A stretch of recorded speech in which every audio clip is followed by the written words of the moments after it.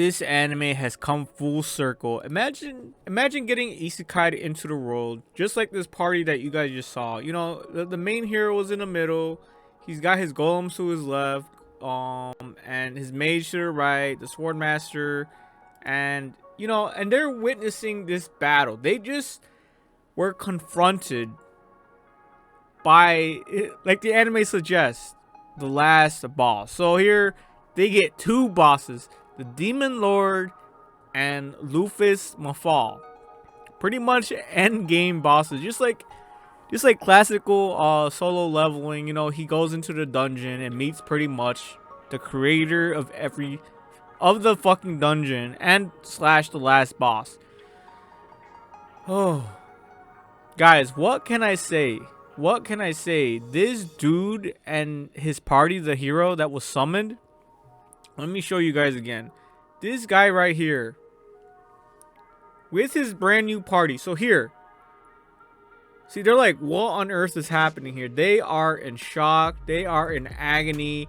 Look at the face of the chick. Like, it's just hilarious. Look at their face. Look at her face. Look the dumbfounded look on the hero, the elf, and the swordman. And then these are 1 and 2 golems. So this was the hero's party, right? This is the first day on their adventure. First day. And now they're encountered by maxed out last level bosses. And I think the hero himself is like maybe like level 5, maybe 15. You know, these guys over here are probably better well off. You know, they're a little bit stronger than the actual hero. They actually have more experience. You know, the hero himself was sparring with the tiger looking cat swordmaster. So I can tell that he's pretty well off. You know, the swordmaster is pretty well off, but pretty much average to subpar. You know, he's probably subpar or average. And the hero himself couldn't even keep up with this dude. So imagine meeting the final bosses in a game. That's exactly what's going on here. And I just felt terrible because the morale of his team were crushed. They were just extremely just under pressure crushed, because not only did the Demon Lord show up, but Lufus as well, and their spiritual, their powers, their prowess, their overwhelming. Oh shit! This is the first. My video froze up. Just their overwhelming presence just made them feel defeated. They were defeated before they didn't even have a chance. But the battle itself was just so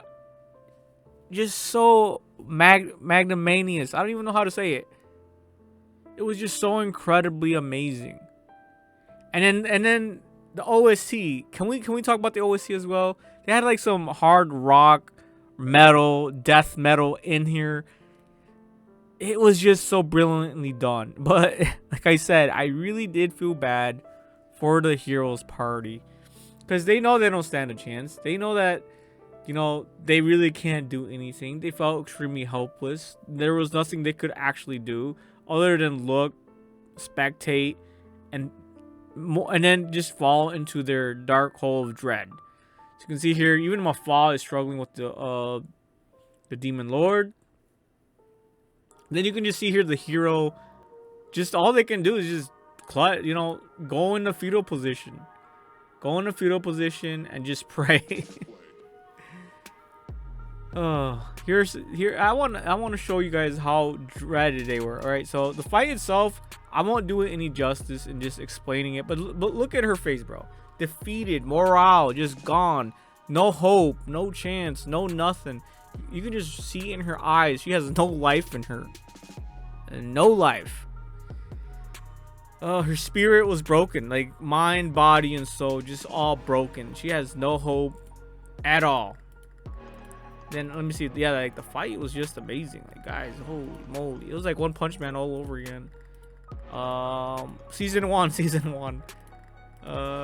You can see, bro. Just look at her, bro. Some funny ass shit.